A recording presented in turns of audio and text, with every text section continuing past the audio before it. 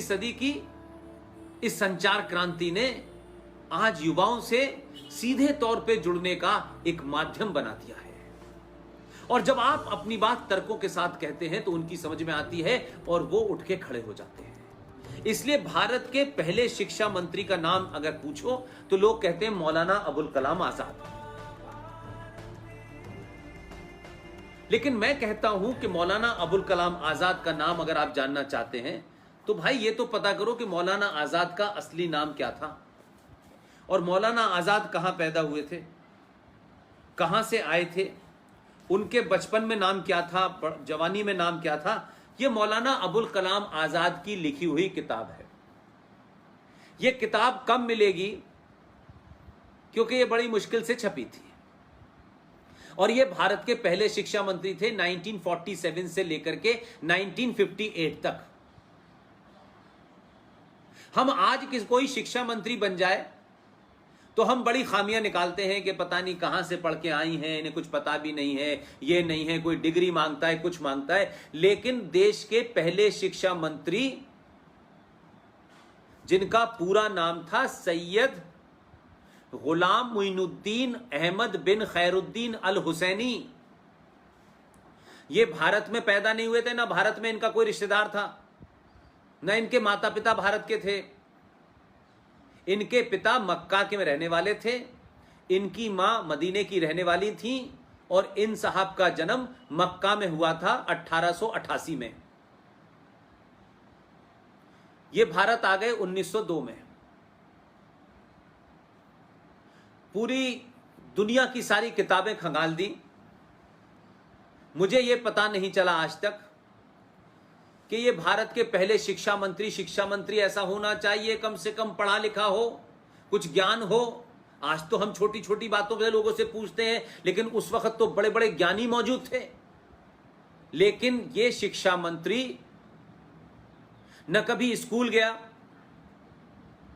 न कॉलेज गया, न विश्वविद्यालय गया, ये मदरसे में पढ़े हुए हैं और मदरसे से निकल के मदरसा साहब ये शिक्षा मंत्री बने और 47 से 58 तक रहे। और इतने झूठे थे, ये इतने डरपोक थे कि अपने रहते रहते जो किताब इन्होंने लिखी है इंडिया विंस फ्रीडम, इस किताब को 1958 से पहले लिखा और उस वक्त की जो सच्चाइयां थी और इनके जो मक्कारी के मंसूबे थे, जो साजिशें थी इस आदमी की, उसके बारे में लिखने की हिम्मत अपने जीते जी नहीं हुई। क्योंकि अगर ये लिख देते तो इनकी पोल खुल जाती, तो फिर ये शिक्षा मंत्री नहीं रहते और इनका हिडन एजेंडा पता चल जाता। तो अपने लिखने से मरने से पहले इन्होंने 30 पन्ने अलग से लिखे और कहा कि जब मेरी मृत्यु हो जाए उसके 30-35 साल के बाद इस 30 पन्नों को मेरी किताब में जोड़ देना। वो 30 पन्ने समेत ये किताब मिल गई है मुझे। जो शिक्षा मंत्री अपने जीते जी सच न बोल पाया हो,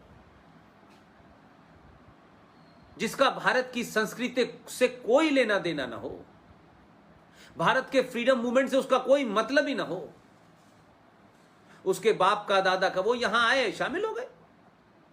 मक्का में रहने वाला आदमी कलकत्ता चला गया, जबकि कलकत्ता से कोई कल्चर का मामला नहीं था।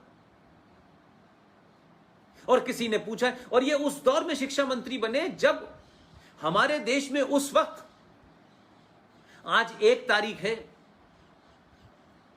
सारे देश में 5 सितंबर टीचर्स डे मनाया जाता है। ये टीचर्स डे क्यों मनाते हैं? उस वक्त के विद्वान महान शिक्षाविद डॉक्टर राधाकृष्णन का जन्मदिन होता है। उसे भारत में टीचर्स डे के नाम से याद किया जाता है। वो उस वक्त मौजूद थे, लेकिन वो शिक्षा मंत्री नहीं बने। शिक्षा मंत्री मक्का में पैदा होने वाला यह शख्स बना। और उसके बाद शिक्षा का हाल क्या रहा? 30 साल तक ऐसे ही लोग आए।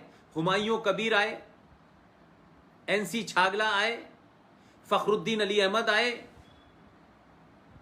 प्रोफेसर नूरुल हसन आए और आखिर में 2004 से लेके 2009 तक मोहम्मद अली अशरफ फातमी, वो 5 साल तक रहे। 30 साल तक शिक्षा में रहने के बाद कहते हैं कि मुसलमान शिक्षा में सबसे पीछे है। लेकिन हम कोई बात फैक्ट पे नहीं करना चाहते, सच्चाई पे नहीं करना चाहते।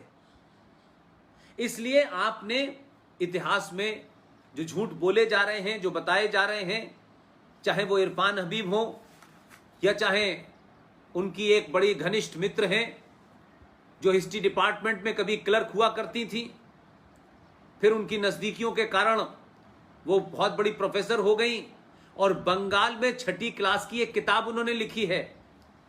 बंगाल के अंदर बंगाली में किताब है, 6ठी क्लास की किताब है, और उसमें वो मैडम जिनको मैंने अभी सुना है 60 गांठ से प्रोफेसर एमेरिटस की डिग्री मिल गई है, और वो उस किताब में लिख रही हैं, बंगाली में पढ़ाया जा रहा है कि भगवान राम विदेशी थे और भारत पे आक्रमण करने के लिए आए थे और वो राक्षस मूल के थे।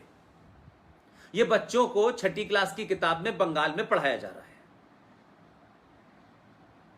तो हमने आजाद होने के बाद भी इस देश में सत्ताधारियों ने अपने लालच में अपनी सत्ताओं को बनाए रखने के लिए भारत की सनातन संस्कृति को, भारत के मूल्यों को, यहां की संस्कृति को, आस्थाओं को, सरोकारों को धीरे धीरे करके समाप्त कर दिया और एक ऐसी संस्कृति यहां डाली कि यहां बच्चे क्लर्क बने,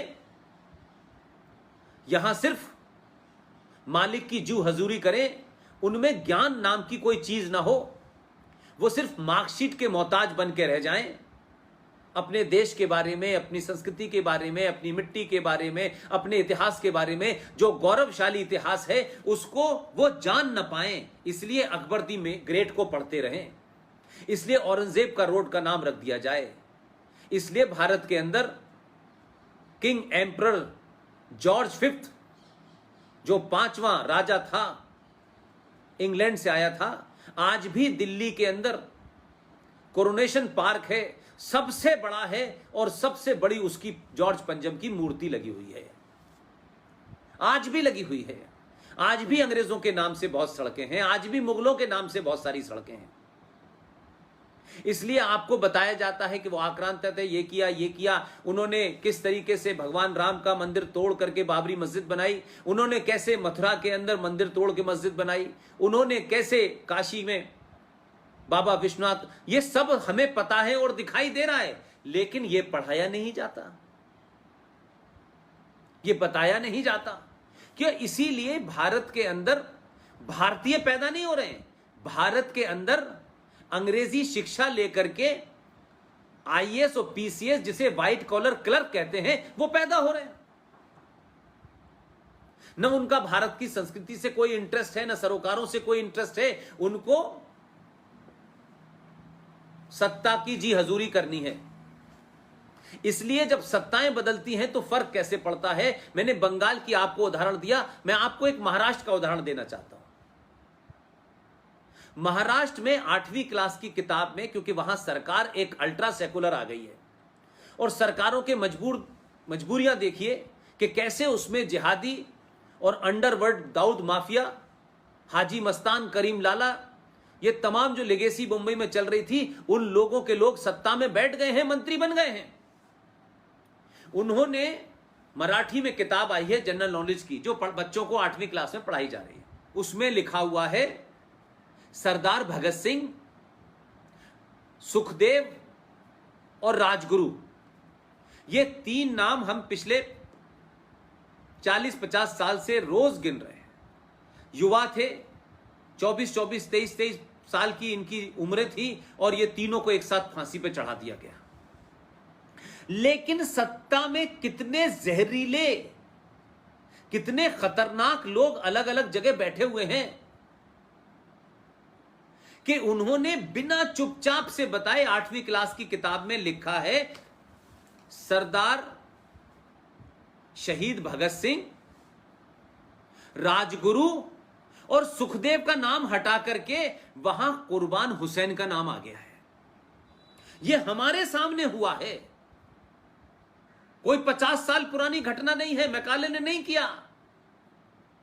मौलाना आजाद और प्रोफेसर नूर हसन ने नहीं किया। उन्होंने जो करना था वो तो बेड़ा गर्क करके चले गए। लेकिन हमारे और आपके जमाने जब इतनी संचार क्रांति है कि कुछ झूठ छुप नहीं सकता, उसके बावजूद भी वो ताकतें जो भारत में पाकिस्तान को वोट देने के बाद, पाकिस्तान के फेवर में वोट देने के बाद भारत में रह गई, अलग अलग मुखौटों में अपने राजनीतिक स्वार्थों के कारण उन्होंने पार्टियां ज्वाइन कर ली, वो आज भी वही एजेंडा चला रहे हैं। और वो किताब पढ़ाई जा रही है कि भगत सिंह, राजगुरु और कुर्बान हुसैन। अब 20 साल के बाद अगर शारदा को यह बात न बताई जाए, शारदा की उम्र के बच्चों को यह बात न बताई जाए, तो आप सोचिए कि 20 साल के बाद बच्चे यही सच मानेंगे। तो हमारे लिए संकट यह है कि हम जो पुराना झूठा और गलत इतिहास, गलत डेट्स, गलत रीजनिंग, हमें पहले उसको साफ करना है, तब नई बात बतानी है। कौन किताबें पढ़नी चाहिए, कौन सी नहीं पढ़नी चाहिए। और यह भी मैं नहीं कहता हूं कि किसी विचारधारा के लिखे हुए लोगों की किताब पढ़ें, मैं इस फेवर में भी नहीं हूं। लेकिन बहुत सारी किताबें हैं जिन्हें आप पढ़ेंगी तब आप भारत को भारत जानेंगी। यह भारत को भारत जानना ऐसे ही है कि जब तक आप अपने घर को नहीं जानेंगी कि मेरे घर की क्या परंपरा है, मेरे घर के क्या कायदे कानून हैं, मैं कौन हूं, मैं किसकी बेटी हूं, मैं किसकी पोती हूं, मेरे बाप दादा कौन थे, मेरे बुजुर्ग कौन थे, हमारा देश पहले सोने की चिड़िया था तो क्यों था और आज नहीं है तो क्यों नहीं है, जब अंग्रेज नहीं आए थे तो कौन सी शिक्षा यहां दी जा रही थी, तब आचार्य चाणक्य क्या कर रहे थे, चंद्रगुप्त कैसे पैदा हुआ। ये जब अगर आप नहीं जानेंगे तो आप वर्तमान में एक ऐसे प्राणी होंगे जो पैदा हुए, खाया पिया, कभी इसके पैर जोड़े कभी उसके पैर जोड़े, कभी इसकी चापलूसी की कभी उसकी चापलूसी की, और जीवन धीरे धीरे कट गया और एक दिन आप समाप्त हो गए। इतिहास उन्हीं को याद रखता है, इतिहास में उन्हीं का जिक्र होता है जो जीतता है। हारा हुआ आदमी हो सकता है मॉरली बहुत हाई हो, हारा हुआ आदमी हो सकता है सच्चा भी हो, लेकिन इतिहास उसका नहीं लिखा जाता। इसलिए हम हारे, हम डिफीट हुए, हम गुलाम बने,